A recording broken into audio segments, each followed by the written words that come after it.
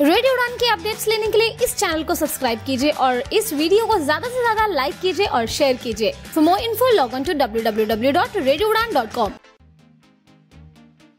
अरे भाई, international purple fest फिर से आ गया है और इस बार और भी बड़ा और भी धमाकेदार। गोवा में 9 से लेकर 12 अक्टूबर तक वही पर्पल एनर्जी, वही अपनेपन की वाइब, बस इस बार और थोड़ा ज्यादा प्यार, पावर और पॉसिबिलिटीज के साथ। अगर आप पहले आ चुके हैं तो आपको तो पता ही है, ये फेस्ट कोई इवेंट नहीं है, ये तो मूवमेंट है। और अगर आप पहली बार आ रहे हैं तो रेडी रहिए, क्योंकि इंटरनेशनल पर्पल फेस्ट बदल देता है आपका नजरिया। ये है इंक्लूसिव दुनिया का सबसे प्यारा जश्न और आप हैं उसके सबसे खास मेहमान। लेकिन क्या आप अब भी सोच रहे हैं कि पर्पल फेस्ट आने के लिए हमें क्या करना होगा? अरे बस इंटरनेशनल पर्पल फेस्ट ऐप खोलो, फटाफट रजिस्ट्रेशन कर लो और तैयार हो जाओ 9 से लेकर 12 अक्टूबर तक इंटरनेशनल पर्पल फेस्ट गोवा में मिलने के लिए। International purple fest Goa 2025। हर बार कुछ नया, लेकिन फीलिंग वही, अपनेपन और पावर की।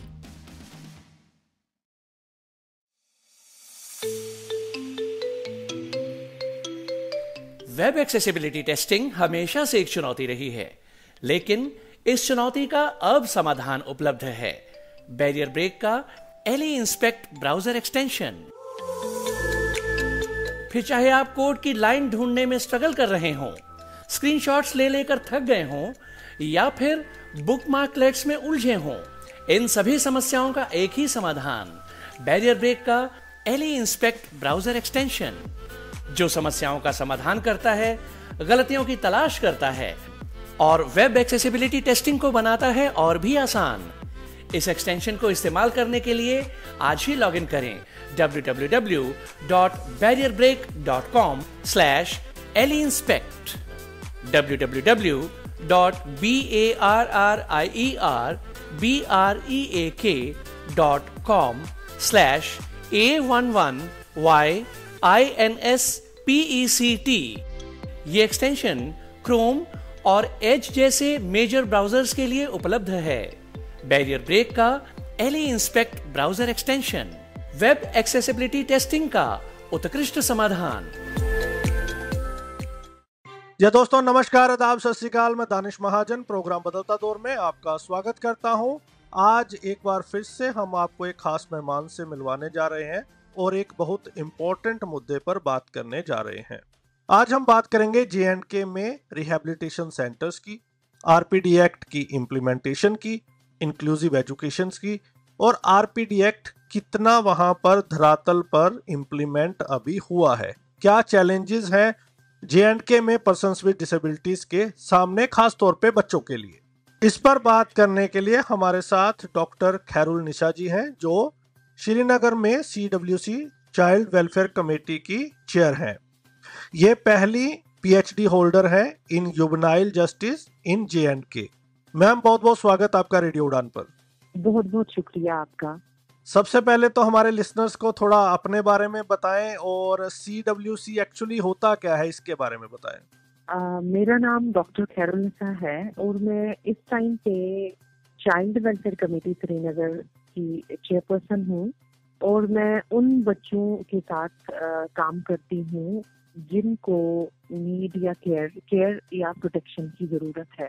उसमें सबसे पहले वो बच्चे आते हैं कि जिनके माँ बाप नहीं हैं, जो ऑर्फन हैं, और या जिनके पास घर नहीं है, या नेग्लेक्टेड चिल्ड्रन, या जिनको अब्यूज किया जा रहा है, या चाइल्ड लेबर वाले बच्चे, चाइल्ड मैरिज, और वो बच्चे जो आर्म्ड कॉन्फ्लिक्ट के शिकार है या जो नेचुरल कैलेमिटी के शिकार है, या वो बच्चे जिसके हवाले से हम आज बात करने जा रहे हैं, the children with special needs.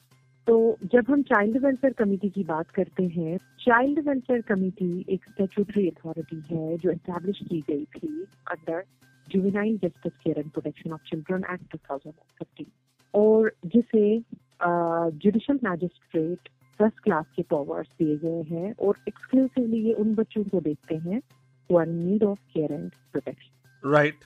तो J&K की हर डिस्ट्रिक्ट में कमेटी है, आप श्रीनगर की चेयर हैं, करेक्ट?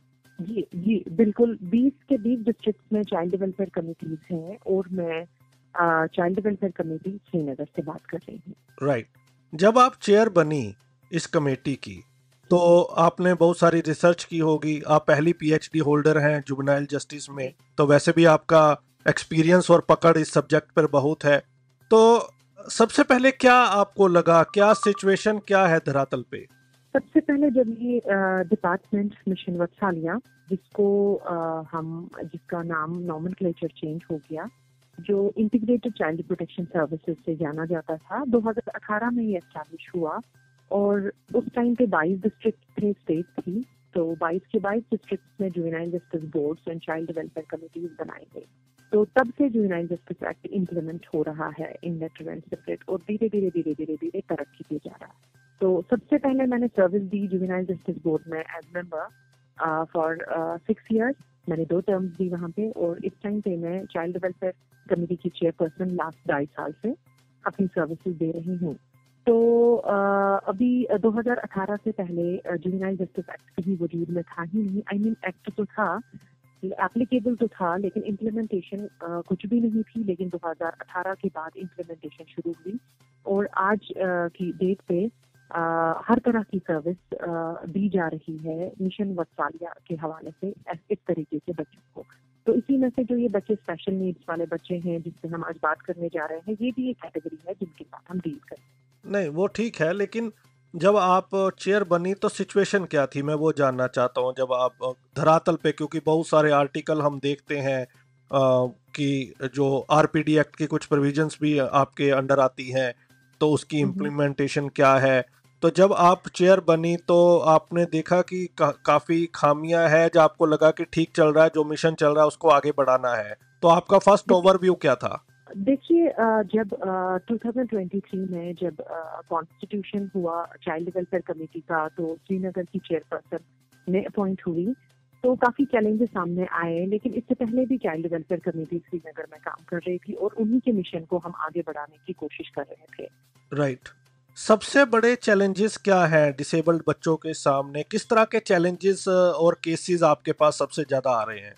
जब 2023 में जब चाइल्ड वेलफेयर कमिटीज बने, तब से लेके अभी तक 2-2.5 सालों में 10-12 केसेस मेरे पास ऐसे इंस्टीट्यूट हुए जहाँ पे, या तो जब अगर हम स्कूल एजुकेशनल इंस्टीट्यूशंस की बात करें, तो वहाँ पे या तो ऐसे बच्चों को एडमिशन नहीं दिया जा रहा है, इसलिए क्योंकि उनके पास ऐसी सर्विसेज नहीं है जो स्पेशल नीड बच्चों को केटर करें, या अगर कोई धोखे से कोई स्कूल इनको एडमिशन दे भी रहा है तो वो सर्विसेज नहीं दी जा रही है। तो इस तरीके के केसेस हमारे पास आए, या हमारे पास ऐसे केसेस भी आए कि जितने भी rehabilitation centres, private run rehabilitation centres की मैं बात कर रही हूँ, वहाँ पे अक्सर चाइल्ड अब्यूज के केसेस हमारे पास इंस्टीट्यूट हुए, हमारे पास चाइल्ड नेग्लेक्ट केसेस इंस्टीट्यूट हुए, हमारे पास जहाँ पे इनअप्रोप्रिएट सर्विसेज बच्चों को दी जा रही थी और वो आगे नहीं जा पा रहे थे, रिहेबिलिटेट प्रॉपरली नहीं हो पा रहे थे, तो ऐसे केसेस हमारे पास इंस्टीट्यूट हुए। और जब इंस्टीट्यूट हुए तो हमने काम करना शुरू किया, एक नई चीज कमेटी के सामने आई, तो एक नए तरीके के केसेस हमारे सामने आए, तो चैलेंज लगा कि कैसे डील किया जाए इसके साथ, क्योंकि हमारा एक्चुअल मैंडेट रिहेबिलिटेशन सेंटर्स के साथ नहीं था।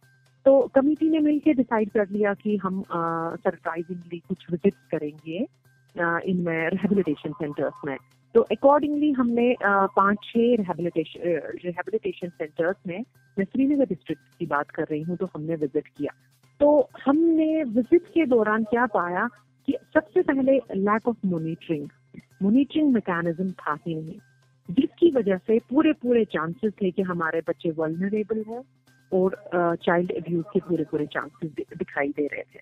इनएडिक्वेट इंफ्रास्ट्रक्चर था, इवन जो इन बच्चों को केटर करने के लिए जो सर्विसेज के लिए जो इक्विपमेंट होने चाहिए, वेल इक्विप्ड कोई भी सेंटर हमने अभी तक नहीं पाया। हमने देखा कि इनसफिशिएंट स्टाफ है, इवन अगर जो स्टाफ है भी वो अनक्वालिफाइड है, डेफिशिएंट सर्विस प्रोटोकॉल्स है, या चाइल्ड फ्रेंडली इंफ्रास्ट्रक्चर तो बिल्कुल भी नहीं है। तो ये सारी चीजें देखते हुए सारे सेंटर्स पे हमारा फोकस तो नहीं गया, चंद ही सेंटर्स को हमने विजिट किया। तो finally in the month of March 2025 में हमने हमारे जो डिस्ट्रिक्ट सोशल वेलफेयर ऑफिसर है डॉक्टर मुख्तार अहमद, तो उनकी मदद से हमने एक अवेयरनेस प्रोग्राम कंडक्ट किया। तो हमने चिट्ठी लिखी, इन सारे जो हमारे रिहैबिलिटेशन सेंटर के इंचार्जेस थे, इनके स्टाफ को बुलाया गया, इनके साथ हमने बात की, मैंने इनके साथ बात की और इनको मैंने ये जो right of person with disabilities act है 2016 का, तो इसमें मैंने इनको जो इनसे जो प्रोविजन डील कर रहे थे इनके रजिस्ट्रेशन प्रोसेस के साथ या मॉनिटरिंग प्रोसेस के साथ, मैंने इनके साथ ये डिस्कस किया। और जो हमारे जम्मू कश्मीर के अपने रूल्स बने हैं 2021 में, Jammu and Kashmir rights of person with disabilities rules 2021, जिसमें पूरी तरीके से एक चैप्टर दिया गया है रजिस्ट्रेशन प्रोसेस के लिए। तो वो पूरी तरीके से अवेयरनेस प्रोग्राम में इन सारे जो सेंटर्स हैं, इनके जो इंचार्जेस थे, इनको पूरी तरीके से ये समझाया गया कि रजिस्ट्रेशन प्रोसेस कैसे करना है, क्योंकि जब तक ये सरकार के दायरे में नहीं आएंगे तब तक हमारा जो ये जो हमारा RPW एक्ट है, ना ही ये इम्प्लीमेंट हो पाएगा अच्छी तरीके से और ना ही रूल इम्प्लीमेंट हो पाएंगे हमारे जम्मू कश्मीर यूटी में। तो अकॉर्डिंगली हाँ, आज तक मैं ये देख रही हूँ कि बहुत सारे इंस्टीट्यूशंस है जो चाइल्ड वेलफेयर कमेटी का, जैसे मैं बता चुकी हूँ कि रजिस्ट्रेशन पावर्स हमारे पास है नहीं, या हमारे मिशन वसाले डिपार्टमेंट में भी रजिस्ट्रेशन के प्रोविजन नहीं है, पावर्स नहीं है, वी आर नॉट एम्पावर्ड। लेकिन सोशल वेलफेयर डिपार्टमेंट के डायरेक्टर जो है, ज्वाइंट डायरेक्टर जो है, एज पर जो हमारे जम्मू कश्मीर के रूल्स हैं, रूल 21 के तहत ज्वाइंट डायरेक्टर जो हमारे सोशल वेलफेयर के हैं वो एम्पावर्ड है, वो रजिस्ट्रार है इन रिहैबिलिटेशन सेंटर्स को रजिस्ट्रेशन देने के लिए। राइट। लेकिन इनको रजिस्ट्रेशन तभी मिलेगी जब ये उन स्टैंडर्ड पे खरे उतरेंगे जो हमारे एक्ट में बताए गए हैं और जो रूल्स में प्रिस्क्राइब किए गए। तो अभी तक धीरे धीरे बहुत सारे इंस्टीट्यूशन, बहुत सारे सेंटर्स इसके लिए आगे आ रहे हैं। ये एक बहुत अच्छा इनिशिएटिव था। अभी तक एक भी हमारा सेंटर जम्मू कश्मीर में ये रजिस्टर नहीं हुआ था, लेकिन आज रजिस्ट्रेशन के लिए लोग अप्लाई कर रहे हैं। बिल्कुल। आपने कहा कि आपने काफी जो चाइल्ड डेवलपमेंट सेंटर्स है और रिहैबिलिटेशन सेंटर्स है विजिट की और काफी खामियां वहां पाई, तो एक्शंस क्या लिए गए? एक्शंस लिए गए कि जब हमने विजिट किया, हमने ये सारी चीजें देखी। सबसे पहले जैसे मैंने बताया कि अवेयरनेस प्रोग्राम कंडक्ट किया, इनको अवेयर किया गया कि इसमें मैंने देखा कि मैक्सिमम जो इसमें ये चलाने वाले लोग थे, ये चाइल्ड डेवलपमेंट सेंटर कहें आप या रिहैबिलिटेशन सेंटर कहें, इनको ये अवेयर थे ही नहीं, इनमें वो सेंसिटाइजेशन थी ही नहीं।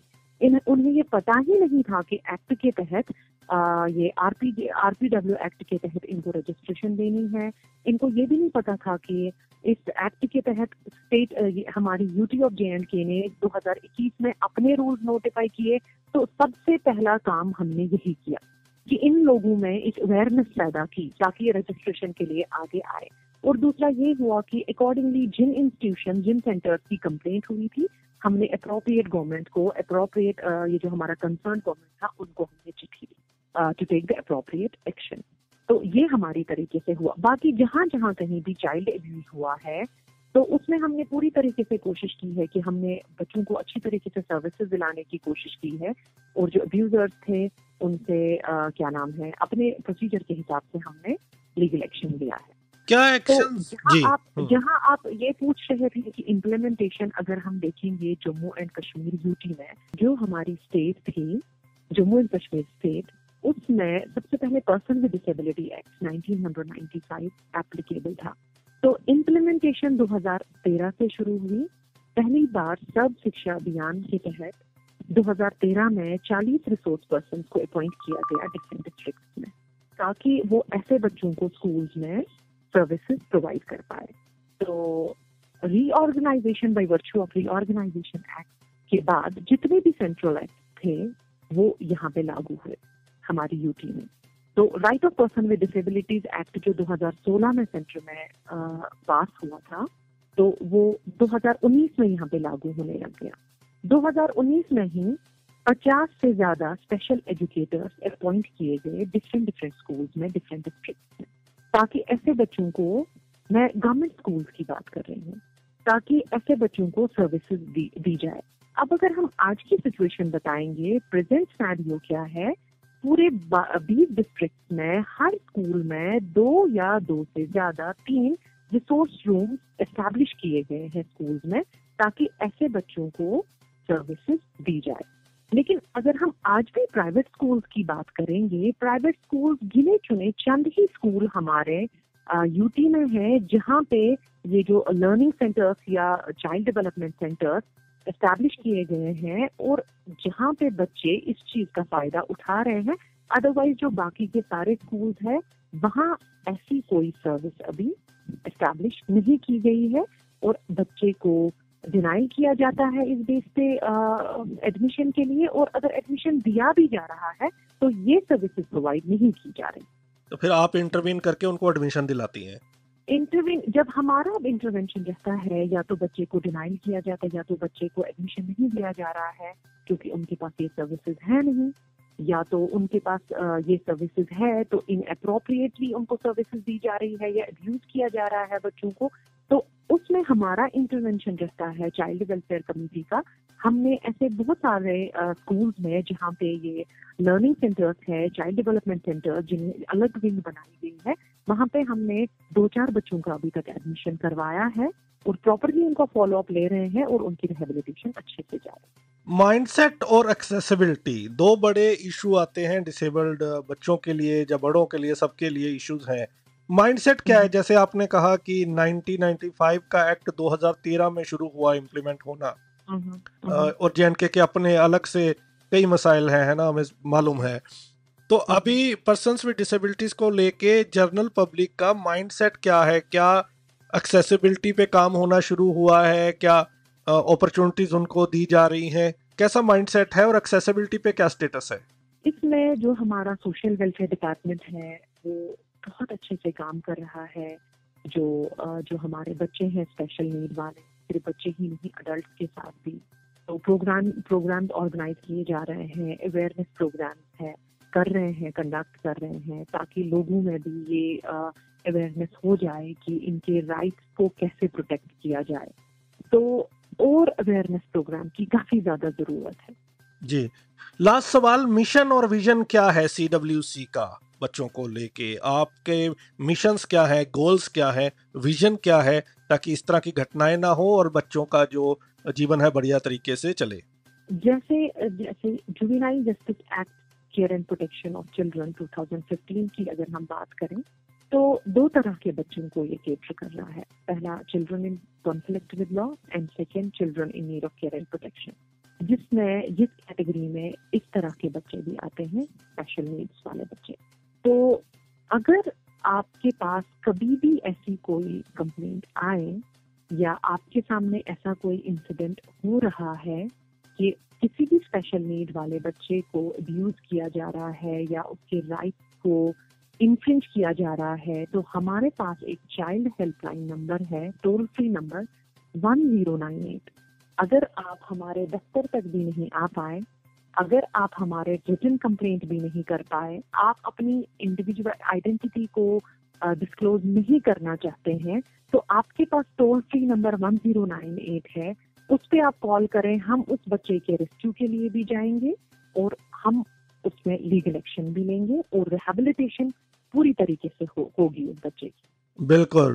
Thank you so much ma'am हमसे बात करने के लिए और अपना पर्सपेक्टिव शेयर करने के लिए।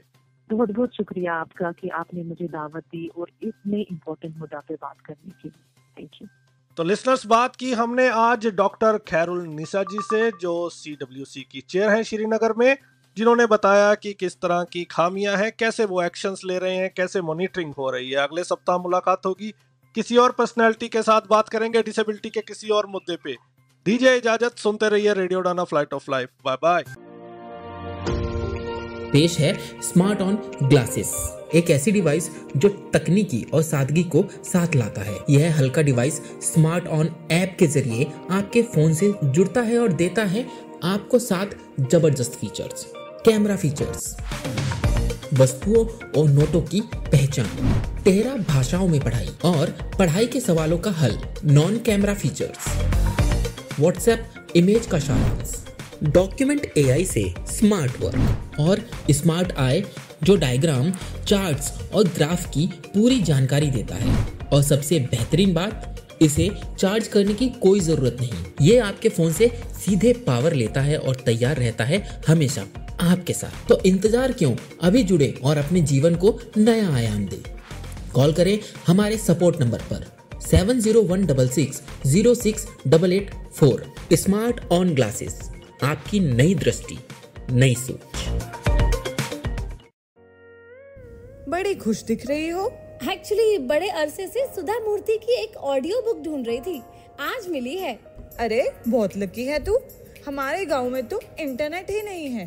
अरे तुम्हें मालूम नहीं, अब ऑडियो बुक सुनने के लिए इंटरनेट की जरूरत नहीं है। नैप दिल्ली ने लॉन्च की है IVR based audio book library श्रवण।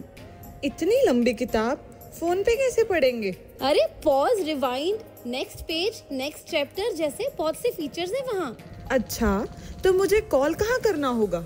ये नंबर अपनी कॉन्टैक्ट लिस्ट में सेव कर ले, 08071175215। लाइब्रेरी की मेंबरशिप भी है कोई? हाँ, सिर्फ नैप दिल्ली की मेंबरशिप ही काफी है। इससे रिलेटेड अगर ज्यादा जानकारी चाहिए तो 8826261166 पर कॉल कर सकती हो। और हाँ, अपना डिसेबिलिटी सर्टिफिकेट रेडी रखना। थैंक्स फॉर द इन्फॉर्मेशन यार, फिर तो मुझे आज ही नैप दिल्ली की मेंबरशिप लेनी होगी। तो अगर आप भी IVR based audio book library का लाभ उठाना चाहते हैं तो आज ही कॉल करें 08071175215। मैं एक महिला हूँ, मुझे पता है कि हम सेक्सुअल एंड रिप्रोडक्टिव राइट्स जैसे मुद्दे सबके साथ साझा नहीं कर सकते, जैसे menstruation, birth control etcetera. Thanks to accessible and network partner NAP Delhi, जिन्होंने लॉन्च किया है अदिति AI चैटबॉट। अगर अब मुझे कुछ भी sexual and reproductive health and rights से रिलेटेड पूछना होता है तो फटाक से मैं अपना मैसेज टाइप करती हूँ या वॉइस नोट रिकॉर्ड करके व्हाट्सएप पर 08076551617 पर सेंड कर देती हूँ और तुरंत ही मेरी क्वेरी सॉल्व हो जाती है ना कितना सिंपल। और हाँ, आप कॉल करके भी अपने सवालों के जवाब ले सकते हैं। ज्यादा जानकारी के लिए नैब हेल्पलाइन पर कॉल करें 0882626611166 पर। मैंने तो अदिति को अपना दोस्त बना लिया है, क्या आप भी बनाना चाहेंगे?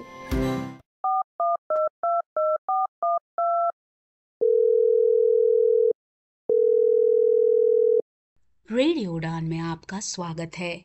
आज का शो है चौंक गए आप भी? आपने सही समझा। अब रेडियो उड़ान सुने फोन पर भी, वो भी बिना इंटरनेट के। कैसे? श्रवण ऑडियो लाइब्रेरी के साथ। डायल करें 0807117525 पर। इंस्ट्रक्शंस फॉलो करें और सुने आपका अपना फेवरेट शो रेडियो उड़ान, अ फ्लाइट ऑफ लाइफ, अब एक फोन कॉल दूर। Shravan Audio Library is an initiative by National Association for the Blind Delhi in association with United Way Delhi